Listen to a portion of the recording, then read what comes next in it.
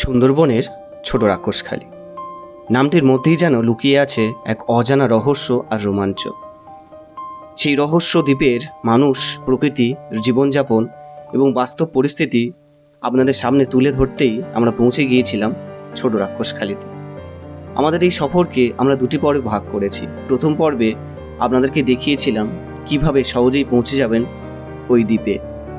পাশাপাশি স্থানীয় মানুষদের সঙ্গে কথা বলে জানার চেষ্টা করেছি তাদের জীবনের গল্প, তাদের দুঃখ কষ্ট এবং প্রতিদিনের সংগ্রামের কথা। রাস্তাঘাট খুব একটা ভালো নেই, নদী বাঁধও খুব একটা ভালো নেই, যার জন্য এই দ্বীপে মানুষের জীবনযাত্রা কতটা কঠিন আর প্রতিকূল পরিবেশের মধ্যেও কিভাবে তারা নিজেদের জীবিকা নির্বাহ করছেন সেটাও খুব কাছ থেকে দেখানোর চেষ্টা করেছি।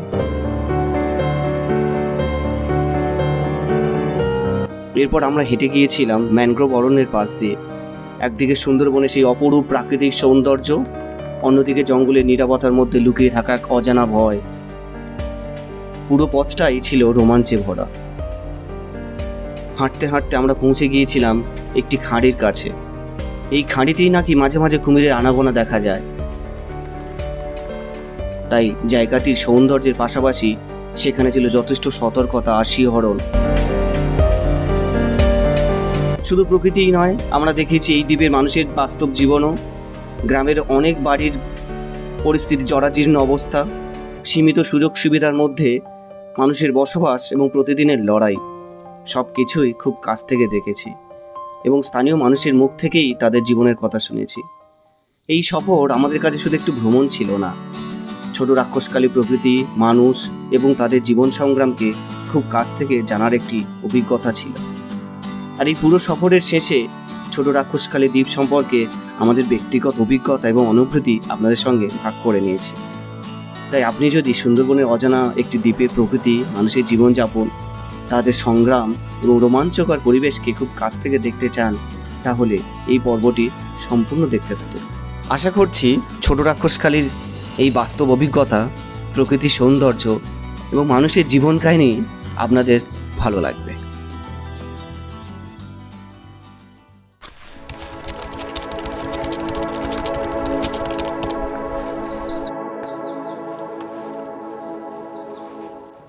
দেখুন, এই নদীর পাশ দিয়ে যে এটা চলে গেছে, সেই রাস্তা দিয়ে হাঁটতে হাঁটতে এগিয়ে যাচ্ছি।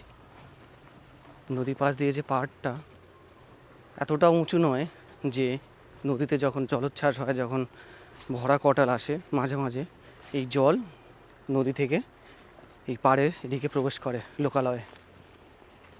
তো এইটা কিন্তু একটা এখানকার মানুষটা বড় কনসার্ন এই বিষয়টা।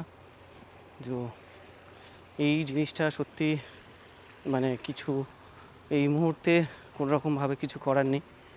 এই দেখুন, এখানে যেটা বলছিলাম, এখানে মানুষ গবাদি পশু পোষে। একটা দেখুন বিড়াল একটা যাচ্ছে কত সুন্দর। এই দেখুন এখানকার মানুষ, দেখুন আজও সেই দেখুন মাটির ঘর, খড়ের চাল, এইভাবে আজও বসবাস করছে। এই দেখুন, মাঝে মাঝে মেশিন দ্বারা জল, নদীর জল ভিতরে, এই যেটা মেশিন দিয়ে জলটা যেটা যাচ্ছে পাম্পের সাহায্যে, এটা ওই ভিতরে গিয়ে ওই সামনেই দেখতে পাচ্ছেন যেটা, ওটা হচ্ছে ওই যেটা আপনাদেরকে প্রথমেই দেখিয়েছিলাম। তো ওই যে মাছ বা চিংড়ি যেগুলো চাষ করে, তো এই যে দেখুন এই মেশিনের মাধ্যমে ওই মাছ চিংড়ি যেখানে চাষ হয়, তো সেখানে জলগুলো যাচ্ছে। আর একটা জিনিস দেখিয়ে দিই আপনাদের। এখানে পথে যেতে যেতে একটা ছোট্ট মন্দির চোখে পড়লো। তো এই দেখুন একটা মন্দির, এই দেখুন একটা ছোট্ট মন্দির। এখানে সম্ভবত রাধাকৃষ্ণের মন্দির এটা, এই দেখতে পাচ্ছেন। এই দেখুন এই রাধাকৃষ্ণের মন্দির, এই দেখুন রাধাকৃষ্ণের মন্দির। এই যে দেখতে পাচ্ছেন এটা হচ্ছে একটা রাধাকৃষ্ণের মন্দির।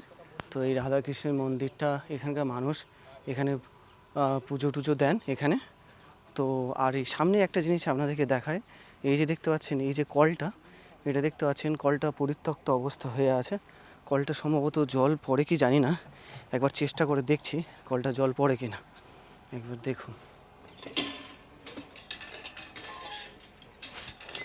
হ্যাঁ, প্রথমেই ভেবেছিলাম কলটা থেকে জল পড়ে না, তারপরে একটা জিনিস দেখলাম যেটা, যে হ্যাঁ এখান থেকে কলটা দিয়ে জলটা পড়ছে মোটামুটি। এখানকার এরিয়াতে তো মানে বা জল বা পানীয় জল বা বলুন বা আর যাই যাই বলুন না কেন, এই সমস্ত কিছুর যে ফেসিলিটিটা, এইটা এখানকার এরিয়াতে খুব একটা দেখতে পাওয়া যায় না, বা খুব একটা মেনটেনেন্স এখানে করে রাখে না। তো যেহেতু আমি এখানে কলটা পেয়েছি, আমি এই কলের জলের স্বাদটা কেমন সেটা একটু আমি চেক করে দেখব। বোতলে একটু জল আছে, জলটা ফেলে দিচ্ছি, দেখি জলটা কেমন খেতে।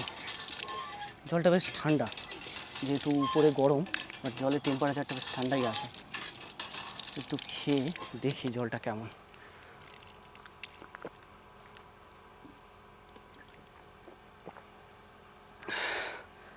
ভালো, হালকা একটু বালি বালি একটু পরিমাণটা বেশি আছে, যেটা দেখতে পাচ্ছি। হালকা একটু বালির পরিমাণটা দেখতে পাচ্ছি আছে, বাট ঠিক আছে, অসুবিধা নেই। এখানকার মানুষ এখানে এই জলটাই খেয়ে এনারা বেঁচে আছে। তো এখান থেকে একটু জল ভরে নিলাম। মোটামুটি এখানকার মানুষ যে পানীয় জলটা খায় সেটা আপনার আমার মতো ফিল্টার জল নয়, যেটা শহরাঞ্চলে পাওয়া যায়। তো এখানকার মানুষ এইভাবেই জলের টিউবওয়েলের মাধ্যমে, যেখানে নোনা জলের একটু হয়তো লেভেলটা একটু বেশি এখানে পরিমাণটা, তাই আর একটু বালি হালকা, আর একটু বালি একটু হালকা দেখলাম জলের মধ্যে, বালির যে টেস্টটা সেটা দেখতে পেলাম। এখানে আপনি যেদিকেই দেখবেন, এই একদম নদীর ঠিক পার বরাবর প্রতিটা বাড়ি কাঁচা বাড়ি, খুব রেয়ার আপনি পাকা বাড়ি দেখবেন। আর ছাদ ফেলা বাড়ি তো একদম নেই। তো যেটুকু দেখছেন এইটুকু, প্রতিটা বাড়িতে আপনি দেখবেন কিছু কমন জিনিস আছে, যেমন একটা পুকুর মাস্ট থাকবে, এবং তার সাথে গরু বা ছাগল পালন করার জন্য তার একটা জায়গা থাকবে। এই যে দেখুন, এই একটা বাড়ি আছে, এই দেখুন এই একটা পুকুর আছে, পুকুরের সাথে এই দেখুন একটা এই গরু রাখার জায়গা, এই দেখুন গরু রাখার জায়গা এটা। আর এই যে দেখুন সামনে দেখতে পাচ্ছেন এই একটা বসত বাড়ি। বাড়িটার কন্ডিশনটা খুবই ভয়ানক কন্ডিশন, বাড়িটার অবস্থা খুবই খারাপ। এখানকার মানুষের সত্যি বলতে দুঃখ দুর্দশার শেষ নেই। এই দেখুন আরেকটা, দেখুন পাশে এই দেখুন এই খাঁড়ি, এই দেখতে পাচ্ছেন ছোট্ট মতো একটা খাঁড়ি দেখা যাচ্ছে নদীর পাশ পর। তো যেটা বলছিলাম, এখানকার মানুষের দুঃখ দুর্দশার সত্যি শেষ নেই। চারিদিকে দেখুন, আরেকটু সামনেই দেখুন গা ছমছমে পরিবেশ, দেখুন ম্যানগ্রোভ অরণ্য দেখতে পাচ্ছেন, ম্যানগ্রোভ অরণ্য খুবই সঙ্গীন অবস্থা। বোধহয় রাস্তা এখানেই শেষ হয়ে গেছে, রাস্তা শেষ বোধহয় এখানে। হ্যাঁ, আর বোধহয় যাওয়া যাচ্ছে না, এদিকে পুরোপুরি বনাঞ্চল এরিয়া, এদিক থেকে যাওয়াটা একটু রিস্ক হয়ে যাচ্ছে। এই দেখুন কী অবস্থা, দেখুন এখান থেকে মানুষ কি যাতায়াত করে কি করে না সেটা আমার ঠিক জানা নেই, তবে এই দেখুন কী অবস্থা, দেখুন একদম বনের মধ্যে চলে এসেছি দেখতে পাচ্ছেন। গাছগুলো গায়ের উপর এসে পড়েছে, এগুলো একটা বাবলা জাতীয় গাছ, ঠিক আছে। একটু চারিদিকটা না সবসময় একটু খেয়াল করে চলতে হচ্ছে, কারণ কোনো রকম অপ্রত্যাশিত কোনো কিছু যাতে ঘটে না যায়, তার জন্য একটু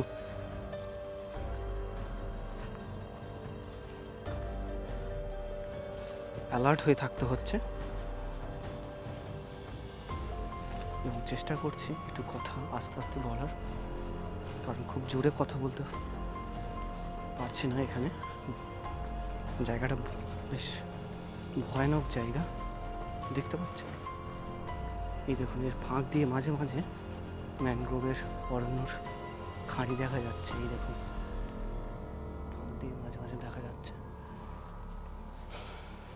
এই কি অবস্থা দেখুন, কি প্রত্যন্ত এরিয়ায়, এদিকেও বোধহয় আচ্ছা এইভাবে মানুষ কি যাতায়াত করতে পারে। এই দেখুন এই মাঝখান দিয়ে দেখতে পাচ্ছেন, এই দেখুন এই খাঁড়ি, এই দেখুন সুন্দরবন, আর তার মাঝখান দিয়ে এই দেখুন রাস্তাটা সম্ভবত আর সম্ভব নয় যাওয়া যাওয়া একদম দুঃসাধ্য, মানে এরকম একটা অবস্থা, পরিস্থিতি খুবই খারাপ, মানে আর যাওয়ার মতো পরিস্থিতি নেই, এমন অবস্থা। এবং এই দেখো এইভাবে যেতে হচ্ছে। সুন্দরবনের অলমোস্ট খুবই একদম মানে রুরাল এরিয়া।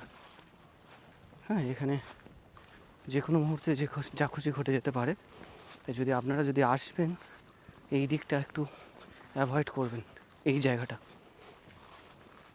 যেটা আমি এই মুহূর্তে চলে এসেছি।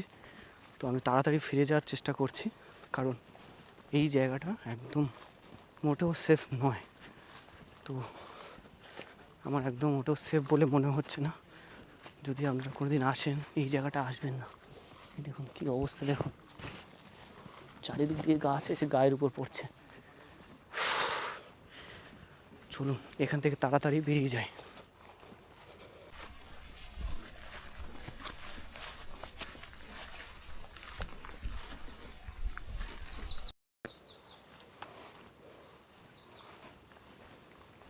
কুমিরের গল্প অনেক আছে। কুমির এখন আপনি চাষ করার জায়গায় গেলেও দেখতে পাবেন, আবার এলাকায়ও তো দেখতে পাবেন। যেমন ও ডিম পাড়ার সময় ও উপরে চলে আসবে, লোকালয়ে ঢুকে যাবে, যেখানে ঝোপঝাড় একটু বেশি আছে, জঙ্গল মতো, ওইখানে গিয়ে ও ডিম পাড়বে। সে কারুর পুকুরের সাইডে হতে পারে, বাড়ির সাইডে হতে পারে, ও আড়ালে গিয়ে কখন নদী পেরিয়ে ও ওখানে যে ডিম পাড়বে। আচ্ছা, আবার কেউ যদি কখনো দেখতে পায় যে হ্যাঁ ডিম কোথাও এখানে কেন অগোছাল হয়ে আছে, কী ব্যাপার এখানে কেন, বা পুকুরে ধরো পুকুরে ডিম এখানে রেখে দিয়ে পুকুরে সেখানে ঘুরছে জলের মধ্যে, এরকম কোনো জল ধরো এখানে উথাল পাথাল, জল উথাল পাথাল হয় কেন রে বাবা? মানে কোনো এমন হয়েছে যে কুমির মানে চুলের ভিতরে ঢুকে গেছে? আর ঢুকেই তো ডিম পাড়ছে, বলছো তো আমাদের ডিম পেড়েছিল 40টা ডিম। 40টা ডিম পেড়েছিল? ডিম পেড়েছিল। আচ্ছা আচ্ছা। এবারে সেখানে ধরো জল টল কেন উঠছিল, কী ব্যাপার, কী হলো কেন? তখন লোকজন ডেকে নিয়ে এসে যখন দেখলো যে শালা কুমির, ফরেস্টারের খবর দেওয়া হলো, ফরেস্টার আপনি আসুন, এখানে কুমির ঢুকছে পুকুরের ভিতরে, মাছ টাছ খাচ্ছে সব। ধরে নিয়ে গেছে? তারপরে ধরবে কি, ওখানে এসে তো ও তো দেখছে, তো বল দেখো কোথায় আশেপাশে ডিম পাড়ছে, নাহলে ওখানে কখনো আসবে না। ডিম না পাড়লে লোকালে কোনোদিন আসবে না। মানুষের ক্ষয়ক্ষতি করেছে এরকম? না, এমন কিছু ক্ষতি করেনি। তারপরে যখন দেখলো যে এগুলি বিভিন্ন অনেকজন তো জমা হয়ে গেছে, দেখলো ওখানে এখানে সেখানে এই পাতার আড়ালে ওখানে পাতা জমা হয়ে আছে কেন এতরে, দেখ ট্রেনে যখন দেখলো বলে ডিম, 40টা ডিম। আচ্ছা, বন দপ্তর থেকে এবারে ডিম থেকে ফরেস্টার থেকে ডিমগুলো নিয়ে চলে গেল, আর কুমিরটাকে ওই জাল নিয়ে এসে পুকুরে ধরে কায়দা করে ওরা নিয়ে গিয়ে আবার কোথাও ছেড়ে দিয়েছে। আর দেখুন ওই যে কুমিরটা গেল, পুনরায় কিন্তু আবার নিশানা করে ঠিক ওই জায়গায় এসে আবার দেখছি তার ডিমগুলো ঠিক আছে নাকি। নিশানা জানা আছে যে এই জায়গাটা আমি ডিম রেখেছিলাম, ডিমটা আবার পুনরায় এসে আবার ধরে নিয়ে গেছি। কুমিরের সাইজটা বেশ বড় সাইজ। বড় তো ডিম ফরেস্ট অফিস থেকে নিয়ে চলে গিয়েছে। হ্যাঁ, ওখানে নিয়ে গেলে ওরা প্রসেসিং করে আবার ওখানে ওই ডিমের যে কুমির কুমির প্রকল্প আছে যেগুলো, ওখানে তো কুমিরের ওই বাচ্চাগুলো ওই ডিম ফুটিয়ে বাচ্চা করে, বাচ্চাগুলো বড় করে আবার বোধহয় ছেড়ে দেয় এগুলো। এই নদীটা তাহলে ভয়ঙ্কর ব্যাপার তাহলে।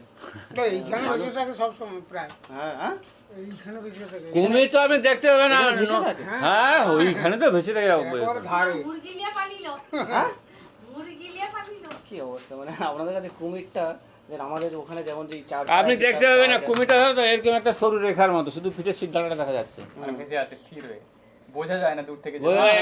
একটা বাঁশ বা একটা কাঠ, সরু কাঠ, শুধু শীত দাঁড়াটা, শীতটা একটু ভেসে যায়, কিন্তু জলের ভিতরে পুরো বেঁচে ওঠে। হ্যাঁ, ওই একটু সময় শীত দেখাবে, আবার ভাসবে, আবার ডুববে। আপনার ওই মুরগি নিয়ে চলে গেছে উনি।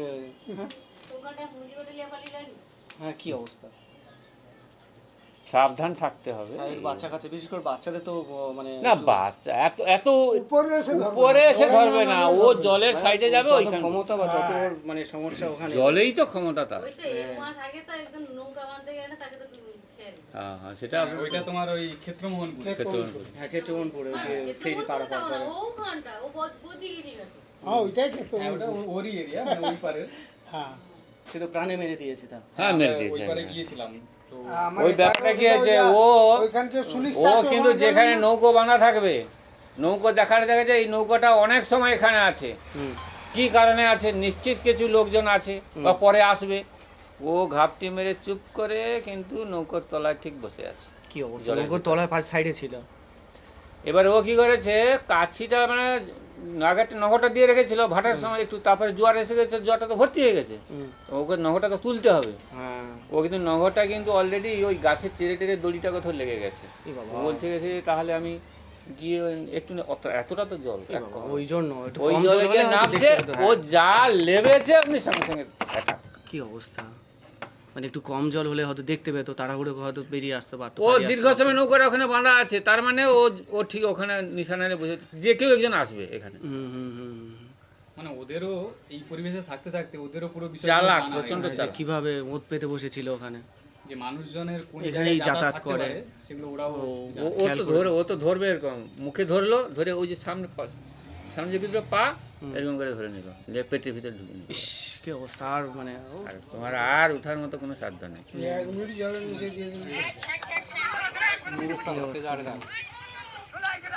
এই দেখুন, এটা দাদা এখানে এটা দেখাচ্ছে, এই দেখুন দাদা একটা দেখাচ্ছে এখানে, তারা একটু ওই পার দিয়ে একটু ঘোরান তো তাহলে বড় করে দেখা যাবে। বাবা কি অবস্থা দেখুন।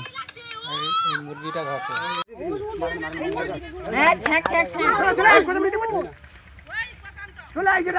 কি করে তোর অত বড় হিম্মত হলো?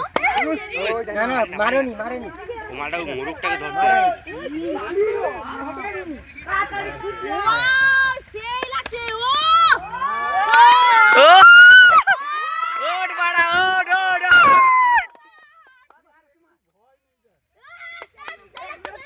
গিলে না, ওঠ, গিলে না। ছুটি দাও, ও মজাই মজা। Bye bye bye.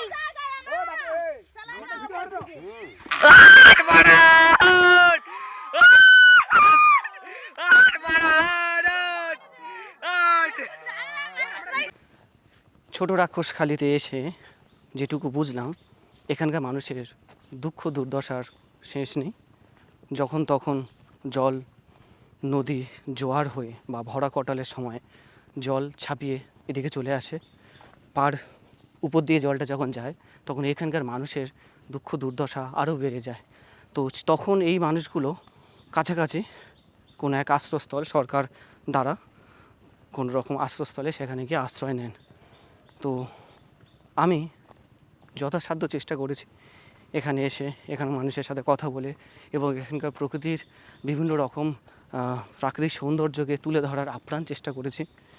এবং তার সাথে সাথে এখানে আসার এবং আসবেন কিভাবে এবং এখানে আসার জন্য আপনাদের ঠিক কত টাকা খরচ হতে পারে তার সবটুকু ডিটেলস আমি অলরেডি দিয়ে রেখেছি।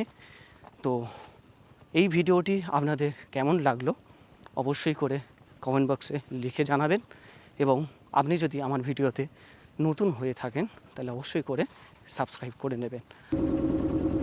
তো এই মুহূর্তে আমরা ছোট রাক্ষসখালি থেকে আমরা ফিরে চলেছি, আমাদের বাড়ির উদ্দেশ্যে রওনা দিয়েছি। আর এই দেখুন পিছনে যেটা দেখতে পাচ্ছেন এই যে আইল্যান্ডটা, এটা হচ্ছে ছোট রাক্ষসখালি।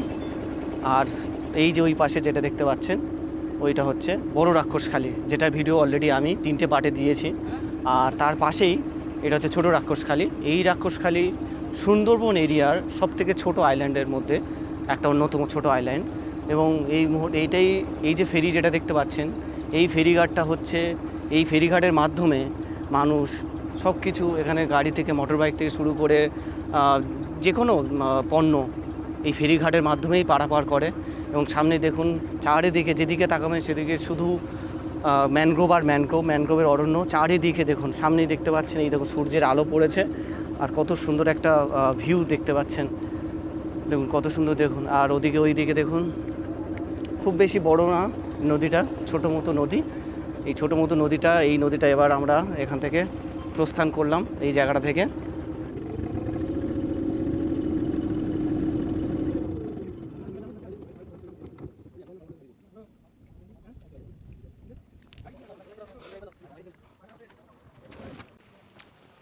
তো আমরা ছোট রাক্ষসখালি থেকে আমরা বাড়ির উদ্দেশ্যে রওনা দিলাম। তো মোটামুটি এখানে প্রায় আধ ঘন্টা অন্তর অন্তর এখানে ফেরি সার্ভিস অ্যাভেলেবেল আছে।